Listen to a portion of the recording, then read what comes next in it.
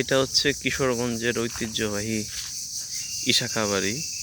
এটা ইশাখাবাড়ির পুকুরটা, আর এটা হচ্ছে ইশাখাবাড়ির মসজিদ। আর বাড়ির এখনো ধ্বংসবিশেষ ছিল এইখানে, কিন্তু এখন এই ধ্বংসবিশেষটা কিছুটা সংস্কার করেছে। ওইদিকেও যাব, এই পাশটা একটু দেখি কি এখানে পবিত্র মাজার শরীফ। কিসের মাজার আমি ঠিক জানি না, বাট এদিকে এই মসজিদটা খুব সুন্দর।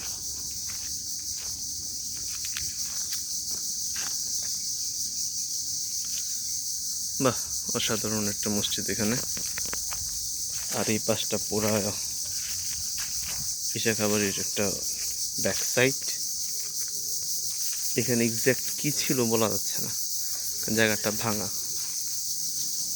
এখানে ছোট্ট একটা পুকুরের মতো আছে।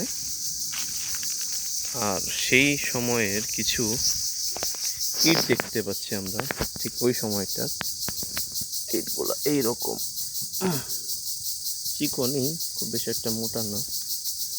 এখানে একটা গাছ আছে, সুন্দর একটা গাছ। এটা মনে হয় চামেলি ফুল টাইপের গাছ, চামেলি ফুলই হইতে পারে। এই যে ইট উঠে গেছে, ভিতরে আবার অনেক কিছু থাকতে পারে। এগুলো একদম এখন ধ্বংসপ্রাপ্ত প্রায়। ঝিঝি পোকার আওয়াজ শোনা যাচ্ছে এখন, এই সময়টাতে শোনা যায়, কিন্তু শহরে থাকলে তো এটা শোনা যায় না। এখানে অনেক বেশি একদম নিস্তব্ধ, অনেক সুন্দর আওয়াজ। আর এইটাই হচ্ছে সেই ইশাখাবাড়ির পিছনের সাইডটা। আজকে আকাশটা খুব সুন্দর, একদম পরিষ্কার, এবং বসন্তের যে একটা সুন্দর বাতাস লাগে, সে বাতাসটা এখানে আছে। এই পাশটা আবার এখানে মনে হয় কবর আছে, তো এখানে বেশিক্ষণ আমরা থাকবো না। এদিক থেকে আস্তে আস্তে অন্যদিকে চলে যাই।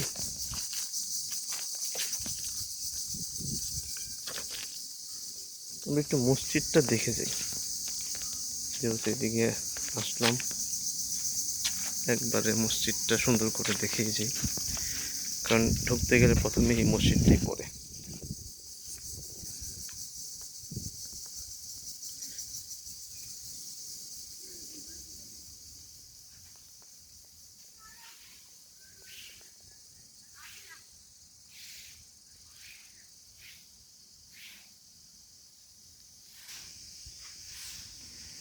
ভেতরে পরিষ্কারের কাজ চলছে, একটু পরে নামাজ হবে। বাইরের পরিবেশটা খুবই সুন্দর, একদম বিশাল একটা পুকুর, দিকে একটা স্কুল আছে। এই পাশে কিছু কবরও আছে দেখতে পাচ্ছি আমরা। এই কবরগুলো হচ্ছে ওই শাখা আমলের কারো কবর হবে, আমরা ঠিক জানি না। আসসালামু আলাইকুম ইয়া আহলাল কুবুর। মসজিদের পাশে কবর, 5 ওয়াক্ত মসজিদের আজান শুনতে হবে। এটা ইশাকার কবর কিনা আমি শিওর না।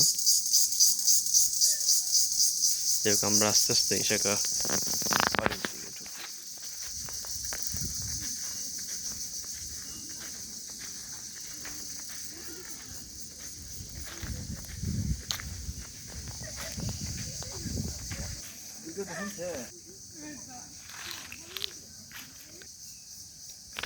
আমরা ইশাকা বাড়ির ভিতরের দিকে যাচ্ছি। এটা বাড়ির পাশে যে দেয়াল, কোনো কিছু নষ্ট করবেন না। ইশাকা ভাই বাড়িতে আছেননি? না, ইশাকা ভাই নাই, থাকার কথাও না। দেয়ালটা কতটুকু পুরু এখান থেকে এই পর্যন্ত। এটা হচ্ছে পিছনের সাইডটা। আমরা এখন সামনের সাইডটাতে চলে যাই।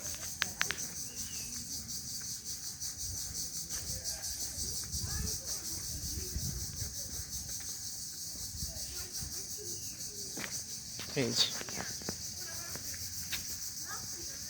এটা সংস্কার করা, এটা একটু ভাঙা ভাঙা ছিল, এখন বর্তমানে এটা সংস্কার করা হয়েছে।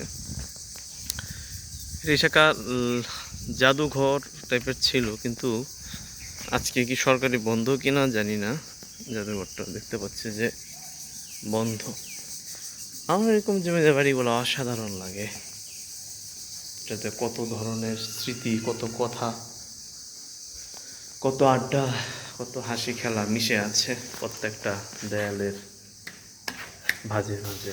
কিন্তু বন্ধ, যেতে পারছি না।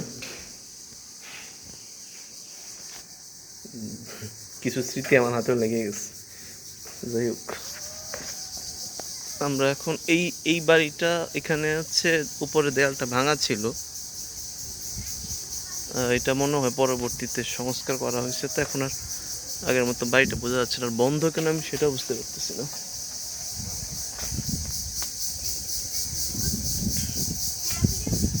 পুরোটাই বন্ধ হয়ে আছে এখন।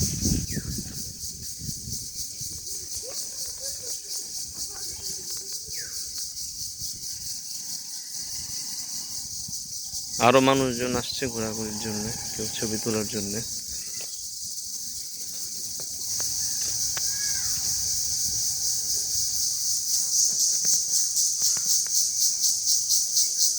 প্রত্যেকটা কারুকাজ এত সুন্দর করে করা। আবার এই দরজাগুলো আমার মনে হয় না ওই আমলের, দেখে মনে হচ্ছে নতুন।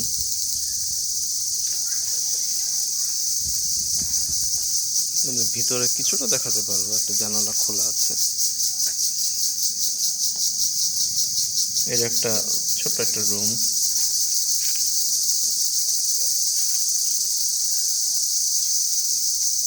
দিয়েও দেখি। রুমের ভিতরে তো কেউ প্রবেশ করে না।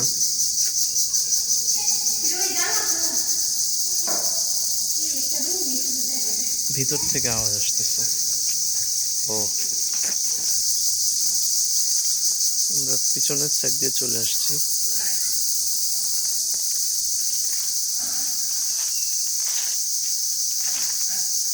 এদিকে আরেকটা জানলা দেখতে পাচ্ছি, এই জানলার ভিতর দিয়ে আমরা ভিতরের রুমটা দেখতে পারবো। হ্যাঁ, এটা একটা মিউজিয়াম ছিল, কিন্তু আজকে হয়তো বা কোনো কারণে বন্ধ। ভিতরের পরিবেশটা সুন্দর। আমাদের কিশোরগঞ্জে ইশাকা বাড়ির জন্য আসলে খুবই বিখ্যাত ছিল। মাঝখানে হয়তো বা কোনো ওদের কিছু স্মৃতি রাখা আছে, আমি আপনাদেরকে এতটুকু দেখাতে পারছি। এটা হচ্ছে ইশাকা বাড়ির একদম ভেতরের সাইডটা। আর ঠিক এর বাইরেই ওনার হয়তো বা অন্দরমহল ছিল, এটা মনে ওনার প্রশাসনিক কার্যাবলীর বিল্ডিং ছিল। আর ভিতরের যে বিল্ডিংটা, সেটা হচ্ছে ইশাকা যে মেন বাড়ি, অন্দরমহল যাকে বলে, সেটা হয়তো বা ছিল। কিন্তু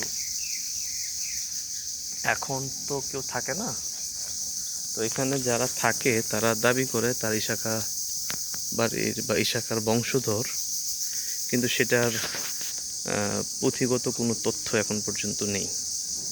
তারা নিজেদেরকে দাবি করে, কোনো প্রমাণ তাদের কাছে ওইভাবে এখন পর্যন্ত পাওয়া যায়নি। এটা বাড়ি পাহারাদার কুকুর, জানি না অ্যাটাক করে কিনা।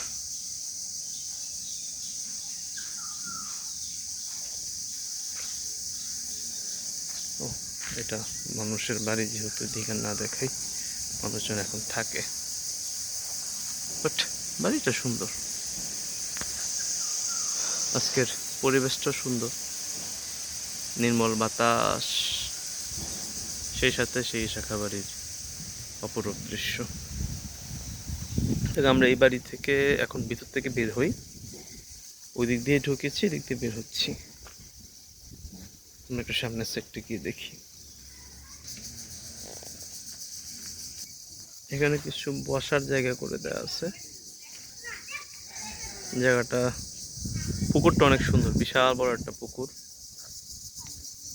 আর এই পাশ দিয়ে হচ্ছে ফুলবাড়িটা দেখা যায়।